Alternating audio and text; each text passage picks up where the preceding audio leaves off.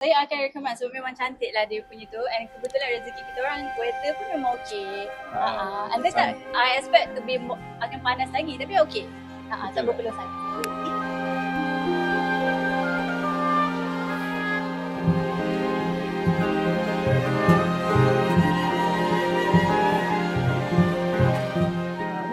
I think maybe Samira knows more sebab I on the woman on the lady side, but I think so far okay, everything went well.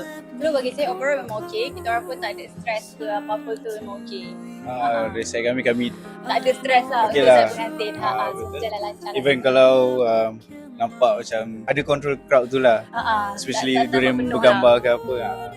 I rasa okay, and I also like that we're flexible about kita tak ikut sangat design detail. So macam sebab tadi You can- hujan and people ramai nak ambil gambar, we just ambil je gambar dekat sana. Play by ear kan. Play by ear. Very agile. Hari ni okey, memang dia jaga kita orang rakam video semua. And then memang dapat nampak di mana-mana memang punch lah hari ni. Ni kita orang pergi mesti dia ada. Pun, MC Suara memang macam professional. MC sudah. Memang pandai lah dia tarik tetamu semua. Fotografer pun okey juga. Ada ambil semua angle. You are very good MC. I mean very you can catch the audience punya attention. You have a very nice voice.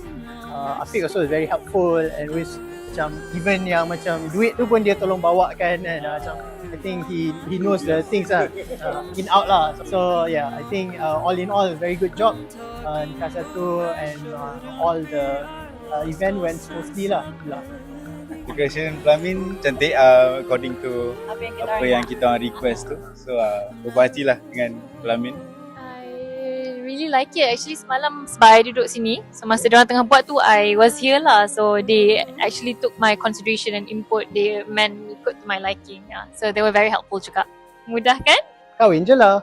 Mudah kan? Kahwin je lah.